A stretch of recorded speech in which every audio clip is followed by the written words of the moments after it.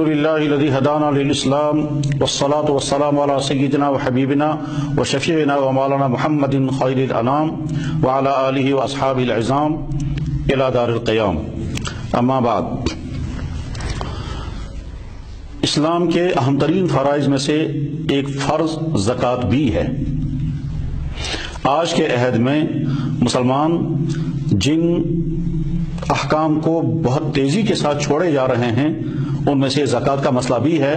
کہ بکثرت مالدار مسلمان زکوٰۃ کی سلسلے میں بے انتہا کوتاہیاں کر رہے ہیں، اور بہت سارے مسلمانوں کے تو ذہن میں بھی نہیں ہے کہ زکوٰۃ کوئی لازمی فریضہ ہے. اس سلسلے میں ضروری ہے کہ پہلے چند باتیں سمجھ لی جائیں. ایک تو یہ کہ جس مسلمان پر زکوٰۃ فرض ہو گئی، اگر وہ زکوٰۃ کو فرض نہ سمجھتا ہو اور اس کے دل میں یہ بات بیٹھی ہوئی کہ زکوٰۃ مجھ پر فرض نہیں ہے اور زکوٰۃ کے فریضے کو وہ قبول نہ کرتا ہو، تو اس شخص کا ایمان سلامت رہا یا نہیں اس کی کوئی ضمانت نہیں. ایسا ہو سکتا ہے کہ اس شخص کا ایمان بھی سلامت نہیں ہوگا، اس لیے کہ اسلام کے کسی فرض کو فرض نہ ماننا اتنا خطرناک ہے کہ اس کی وجہ سے انسان کا ایمان ہی سلب ہو سکتا ہے. تو ایک تو غلط فہمی یہ دور ہو جانی چاہیے. دوسرے، اگر کوئی مسلمان زکوٰۃ کو فرض سمجھتا ہے لیکن دینے کو تیار نہیں، اس کی طبیعت آمادہ نہیں ہے، تو ایسا مسلمان فاسق اور فاجر ہے، اور اس کا جو مال ہے وہ اس کے لیے وبال بنے گا. چنانچہ قرآن کریم میں اللہ تعالیٰ شانہ کا ارشاد ہے، والذین یکنزون الذھب والفضہ ولا ينفقونها فی سبیل اللہ فبشرهم بعذاب الیم. وہ لوگ جو سونا و چاندی جمع کر کے رکھتے ہیں اور اللہ کے راستے میں اس کو خرچ نہیں کرتے ہیں، ان کو خوشخبری سنا دیجئے دردناک عذاب کی. ارشاد فرمایا آگے، یوم یحمى علیہا فی نار جہنم فتکوی بہا جباہہم وجنوبہم وظہورہم ھذا ما کنزتم لانفسکم فذوقوا ما کنتم تکنزون. کہ قیامت کے دن اس کا یہ مال، اس کا یہ سونا و چاندی، اس کا یہ روپیہ پیسہ آگ کے اندر تپایا جائے گا، اور اس کے بعد پھر اس کے چہرے اور اس کے پہلوؤں کو اسے داغا جائے گا اور کہا جائے گا یہ ہے وہ تیرا مال جس کو تو نے جمع کر کے رکھا تھا. ھذا ما کنزتم لانفسکم فذوقوا ما کنتم تکنزون. اس زکوٰۃ ادا نہ کر کے مال کو جمع کرنے کے برا انجام چکھتے رہو. جب قرآن کریم میں اتنی سخت وعید ارشاد فرمائی گئی تو اس سے ایمان والے کو سمجھنا چاہیے کہ زکوٰۃ کا فریضہ کتنا اہم ترین فریضہ ہے.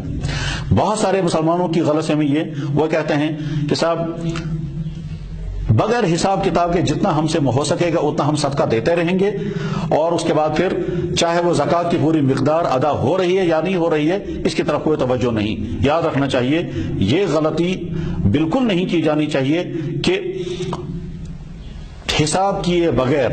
اس طرح سے زکوٰۃ ادا کی جائے کہ ذہن میں تو ہو کہ تخمیناً پوری زکوٰۃ ادا ہو گئی ہوگی لیکن یقینی طور پر نہ ہو. اگر امر واقع میں زکوٰۃ پوری ادا ہو گئی ہوگی تو ٹھیک ہو گیا، لیکن اگر اس نے تخمینہ لگایا اور زکوٰۃ ادا کی اور حقیقت میں زکوٰۃ ادا نہیں ہوئی ہوگی تو اللہ کے یہاں اس کا مواخذہ ہو جائے گا. اس سلسلے میں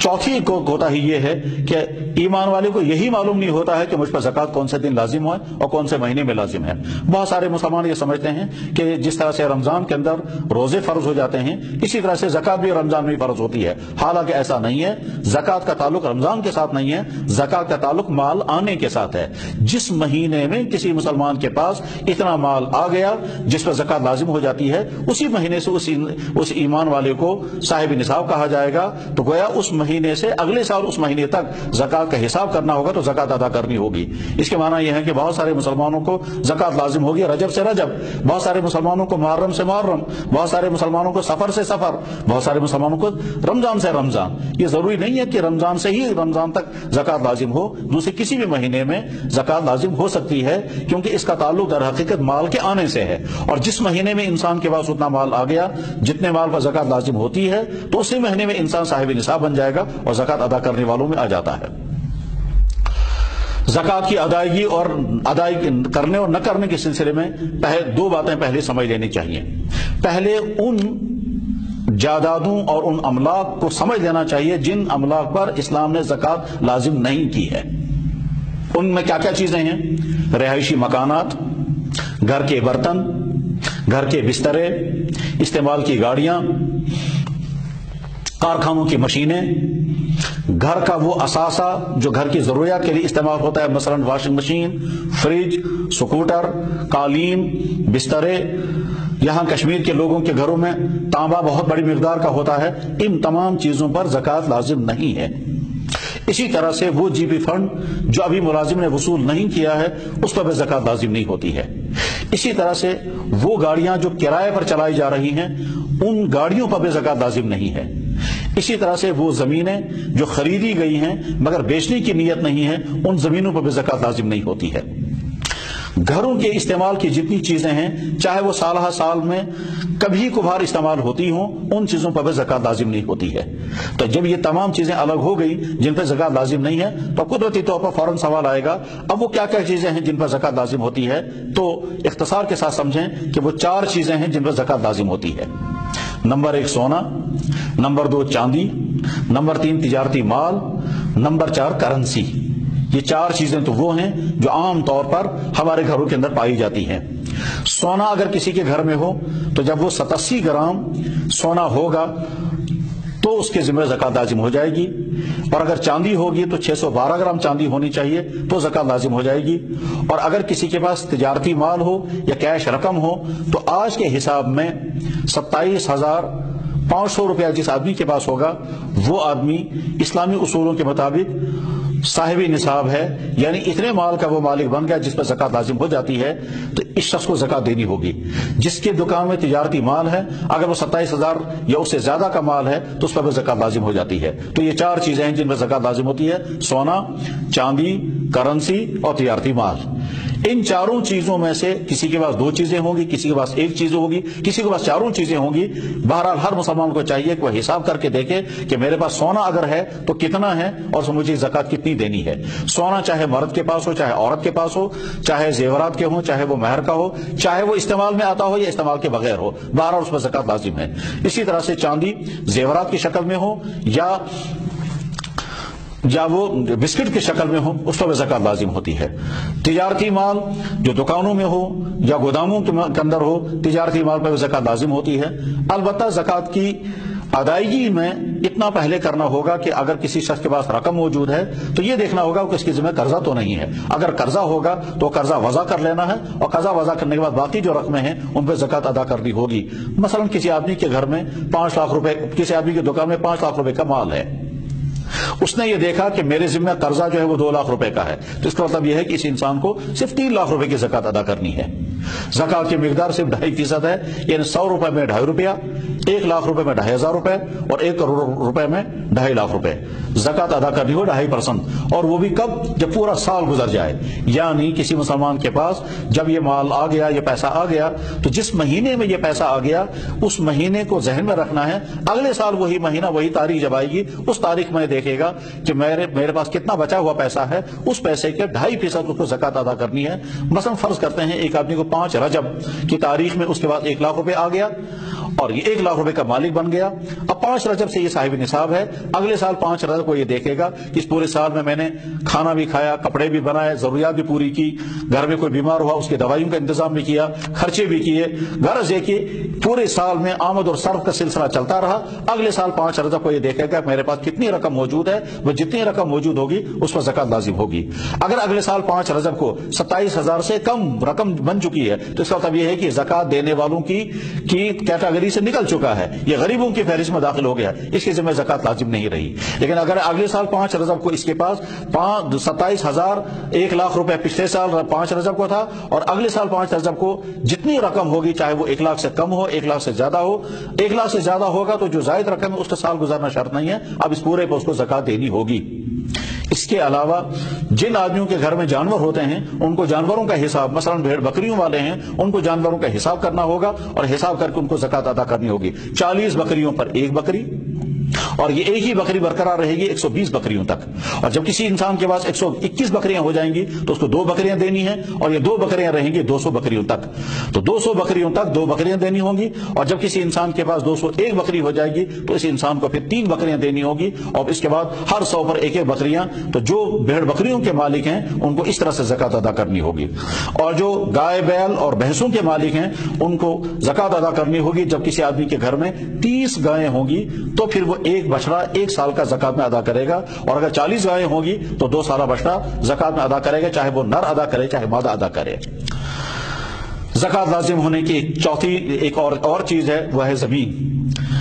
زمین اگر کسی انسان نے خریدی ہے تاکہ مکان بنائے، اس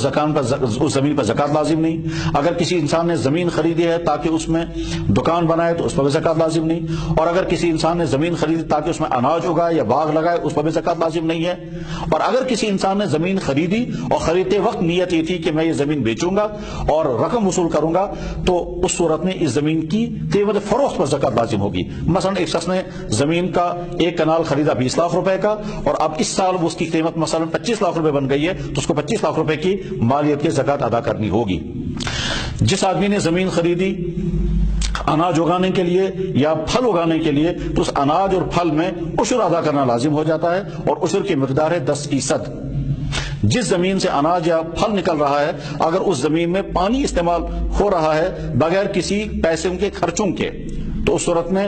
زمین کے پیداوار میں سے 10واں حصہ ادا کرنا ہوگا، یعنی 10 کلو میں سے 1 کلو، 10 پیٹیوں میں سے 1 پیٹی، 10 بوریوں میں سے 1 بوری، 10 ٹینوں میں سے 1 ٹین۔ اور اگر زمین کی سینچائی میں پانی خرچ کرنا پڑتا ہے اور اس پر پیسے خرچ ہوتے ہیں، چاہے وہ بورنگ کے ذریعے سے، چاہے وہ گورنمنٹ کی نہروں کا پانی لینا پڑتا ہو اور اس کا آبیانہ بھرنا پڑتا ہو، تو اس صورت میں نصف عشر لازم ہوتا ہے، یعنی پھر 10 بوریوں میں سے 1 بوری نہیں بلکہ 20 بوریوں میں سے 1 بوری۔ ویسے جو زمین سے اناج اگانے والے لوگ ہیں وہ، اور جو باغوں سے پھل اگانے والے ہیں وہ، ان تمام حضرات کو چاہیے کہ وہ کسی مستند عالم اور مفتی کے پاس اپنا سارا حساب کتاب پیش کریں اور پھر ان سے معلوم کریں کہ مجھے کتنی زکات ادا کرنی ہے اور کتنی وجہ ہوگی۔ ہمارے یہاں باغوں میں مسئلہ عام طور پر رہتا ہے کہ زکات جو ہے وہ باغ بیچنے والے کو دینی ہے یا باغ خریدنے والے کو۔ تو اس سلسلے میں اصول یاد رکھنا چاہیے کہ جس وقت باغ میں پھل آ رہا ہے، اگر وہ اس وقت باغ مالک کے پاس تھا تو زکات مالک کے ذمہ لازم ہوگا، اور اگر وہ بیچ چکا تھا خریدار کی ذمہ، تو اس صورت میں خریدار کی ذمہ عشر لازم ہوگا۔ عشر کی ادائیگی میں باغ کے اندر اترے ہوئے پھل کی جو مالیت ہے وہ اسی پر عشر لازم ہوگا۔ پھل میں اترائی، پھر بھرائی، پھر چھٹائی، اسی طرح سے ڈولائی اور پیٹیوں کے خرچے اور دوسرے خرچے، اور یہاں سے دوسرے شہروں میں مال پہنچانے کے خرچے، ان تمام خرچوں کو وضع کر کے اس کے بعد جو باقی رقم بچے گی اس میں سے عشر لازم ہوگا۔ مثلا ایک شخص کے باغ میں سے 1 لاکھ روپے کا پھل اترا، اب اس نے اس پھل کے اتارنے میں، اس کی چھٹائی کرنے میں، اس کے درجہ بندی کرنے میں، اس کے ایک کلاس اور بے کلاس بنانے میں، پھر پیٹیوں اور کاغذ کے خرچوں میں، پھر یہاں سے دوسرے شہروں کے پہنچانے میں، یہ سارا خرچہ مثلا اس کو 50,000 روپے اس پر مزید خرچہ ہوا، اس پورے تو 1.5 لاکھ روپے کا گویا بن گیا۔ تو اب اس کو پہلے 50,000 روپے وضع کرنے ہیں، اور 1 لاکھ روپے جو باغ کے اندر پھل کی قیمت تھی اس 1 لاکھ روپے کا عشر ادا کرنا ہوگا، اور عشر کی مقدار بنے گی 10,000 روپے، کیونکہ عشر جو ہے وہ 10ویں کو کہتے ہیں۔ تو گویا جب عشر دیا جائے گا تو 1 لاکھ میں سے 10,000، اور جب زکات دی جائے گی تو 1 لاکھ روپے میں سے 2,500 روپے۔ اس کے علاوہ زکات کے بہت سارے مسائل ہیں جو بہرحال ہر مسلمان کو